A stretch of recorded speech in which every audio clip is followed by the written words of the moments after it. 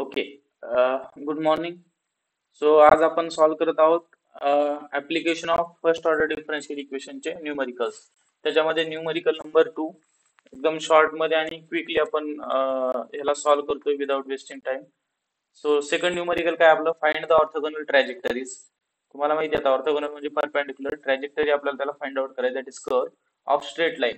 आता स्ट्रेट लाईनचं इक्वेशन तुम्हाला माहिती आहे, हाच question y equal to mx असा लिहिलेला असतो. m is the constant or we can say the slope. Okay, या इक्वेशन मध्ये आपल्याला m ची ऐवजी काय दिलेलं आहे x. दोन्ही both are the same things. Okay, तर आपल्याला हे सॉल्व्ह करायचे, ऑर्थोगोनल ट्रॅजेक्टरी फाइंड आउट करायची. आय रिपीट, इथे मी परत तुम्हाला स्टेप्स रिपीट करतो. आपण किती स्टेप मध्ये हा प्रॉब्लेम सॉल्व्ह करतो ऑर्थोगोनल ट्रॅजेक्टरीचा? 3 स्टेप मध्ये. स्टेप नंबर 1 आपल्याला काय घ्यायचंय, equation as it is write down करायचं आणि त्याचा डेरिव्हेटिव्ह घ्यायचा, differentiate with respect to x किंवा ज्या व्हेरिएबल सोबत घ्यायचं असेल ते. स्टेप नंबर 2 मध्ये आपण काय करतो, एकदा डेरिव्हेटिव्ह घेतला तर dy बाय dx ला कशाने रिप्लेस करतो आपण, मायनस dx अपॉन dy, हे लक्षात ठेवा. आणि at the last step number 3 मध्ये आपण काय घेतो, त्याचं इंटिग्रेशन. बस या 3 स्टेप मध्ये ऑर्थोगोनल ट्रॅजेक्टरीचा प्रॉब्लेम सॉल्व्ह होतो. तर चला आपण करून घेऊया. स्टेप नंबर 1 काय, डिफरन्शिएट. सो हे जे दिलेले इक्वेशन आहे त्याला आपण डिफरन्शिएट करू. Differentiate with respect to x. काय होईल, y चा डेरिव्हेटिव्ह x सोबत, y चा डेरिव्हेटिव्ह x सोबत, that is dy by dx is equal to what is the derivative of ax. a is the constant. तुम्हाला माहिती आहे kx चा डेरिव्हेटिव्ह काय असतो रे, आपल्याकडे फॉर्म्युला आहे derivative of kx where k is the constant that is coefficient of x. kx चा derivative काय असतो k. तसाच ax चा डेरिव्हेटिव्ह काय असेल तुमचा a. तर डिफरन्शिएट केल्यानंतर तुम्हाला काय झालं, इथे असं इक्वेशन मिळालंय, y चा डेरिव्हेटिव्ह dy बाय dx आणि x चा डेरिव्हेटिव्ह a. आता डिफरन्शिएट करण्यासोबत आपल्याला याच्यासोबत काय करावं, इलिमिनेट करावं लागतात x च्या टर्म. आपल्याला काय करावं लागतात, इलिमिनेट, कॉन्स्टंट इलिमिनेट करावं लागतो. एक आहे कॉन्स्टंट. कॉन्स्टंट जर इलिमिनेट करायचं असेल तर दिलेला जो इक्वेशन आहे त्याला त्याच्यावरून e ची व्हॅल्यू काढू. y is equal to ax असं दिलेलं आहे. a ची व्हॅल्यू काय असेल रे, x इकडे जाईल डिनॉमिनेटरला लेफ्ट हँड साइडला, आणि a इक्वल टू काय मिळेल आपल्याला, yx. म्हणजे आपल्याला कॉन्स्टंट पाहिजे का इथे, नाही, सगळे व्हेरिएबल्स पाहिजे. सो dy बाय dx, इथं कॉन्स्टंट नकोय म्हणून a च्या जागी आपण काय करतोय, y बाय x. ओके, चला डिफरन्शिएट केल्या आणि टर्म्स काय केल्यात आपण, इलिमिनेट केल्यात.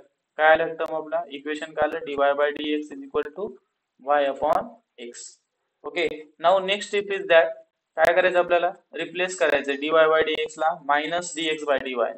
So now we are replacing dy by dx. कशाने रिप्लेस करू आपण याला, मायनस dx अपॉन dy, हे लक्षात ठेवा.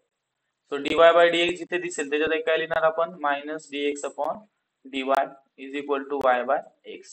आता काय करणार तुम्ही, x x एका बाजूला नेणार आणि y y च्या टर्म्स दुसऱ्या बाजूला नेणार. सो लेफ्ट हँड साइडला लेट्स dx आहे तर आपण dx च्या जवळ x ला घेऊन जाऊ. तर डिनॉमिनेटर मध्ये आहे ते झालं न्यूमरेटर मध्ये. Okay, minus x dx, sorry इथं dx, x into dx is equal to y सोबत आपण काय घेऊन जातोय, dy. सो आता व्हेरिएबल सेपरेट झालेले, व्हेरिएबल काय झाले तुमचे सेपरेट, लेफ्ट हँड साइडला सगळे x x आलेत आणि राईट हँड साइडला काय आले तुमचं y y आलेले आहेत. तर आपण काय करतो, ज्या स्टेपला व्हेरिएबल सेपरेट झाले त्या स्टेपला आपण काय करत असतो, taking integration on both side. दोन्ही साइडला आपण काय घेण्याचा प्रयत्न करतोय, इंटिग्रेशन ऑन बोथ साइड घेऊन टाकतोय. सो मायनस जर बाहेर ठेवलं तरी चालतं तुम्ही common, x into dx is equal to integration of y dy. x चे इंटिग्रेशन काय आहे सगळ्यांना माहिती आहे. Okay, x raise to power n चे इंटिग्रेशन इथं काही नाही म्हणजे 1 आहे. सो मायनस x चं इंटिग्रेशन काय तर x square by 2. Okay, is equal to y चे इंटिग्रेशन काय तर y स्क्वेअर बाय 2. आता हा बेसिक फॉर्म्युला आहे, आय होप सगळ्यांना माहितच असेल. ओके, तरी नसेल तर चला इथे लिहितो, एखाद्याला कोणाला जर डाऊट असेल.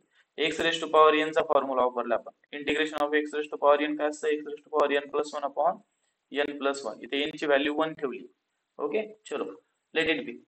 सो आता आपल्याकडे काय उरले, आपण ते लिहिणार आहे as it is, that is हे y स्क्वेअर जे आहे मल्टिप्लाय बाय, सगळ्या साईडला आपण मायनस ने मल्टिप्लाय करून घेऊ, म्हणजे मायनस आपल्याला तिकडे शिफ्ट करता येईल. That is minus y square by 2 minus C. आता वाय स्क्वेअर बाय 2 या साईडला जर आणलं आपण तर काय होईल, एक्स स्क्वेअर मायनस असल्यामुळे इकडे आल्यावर ते प्लस होईल, बेस सेम असल्यामुळे 2 लिहिलो आपण मायनस सी. हे 2 जर आपण त्या साईडला नेलं तर काय होईल, x square plus y square is equal to minus 2c, and that is your answer. and this will be your answer. x square plus y square is equal to minus 2c. अशा प्रकारे आपण orthogonal ट्रॅजेक्टरीचा problem solve करू शकतो. खूप सोपा आहे बघा, एक्झामला असा क्वेश्चन बघायला मिळतो. हा खूप कॉमन क्वेश्चन आहे. 3 स्टेप मध्ये सॉल्व्ह केलं. या स्टेप्स मी रिपीट करतो. सगळ्यात अगोदर आपण काय केलं, डेरिव्हेटिव्ह फाइंड आउट केला, आणि डेरिव्हेटिव्ह फाइंड आउट केल्यावर लक्षात घ्यायचं की कॉन्स्टंट टर्म राहिली नाही पाहिजे. इथे कॉन्स्टंट आली म्हणून त्याला परत आपण व्हॅल्यू पुट केल्या. स्टेप नंबर 2 मध्ये काय केलं आपण, dy बाय dx ला रिप्लेस केलं मायनस dx बाय dy ने, आणि त्यानंतर व्हेरिएबल सेपरेट केले, आणि त्यानंतर इंटिग्रेशन घेतलं. x चे integration x square by 2, y चे integration y square by 2. Okay, minus multiply केलं सगळ्या साईडला, त्यामुळे हे इथलं मायनस निघून गेलं. हा टर्म y स्क्वेअर ची आपण एका साईडला घेतलं व्हेरिएबल, आणि कॉन्स्टंट एका साईडला ठेवले. That is x square plus y square is divided by 2 equal to, हे काय c आहे तुमचं कॉन्स्टंट, दॅट इज इंटिग्रेशन वाला कॉन्स्टंट आहे. सो हे आलं 2. अशा प्रकारे तुमचं आन्सर आलं. In this way you can solve the problem. Thank you.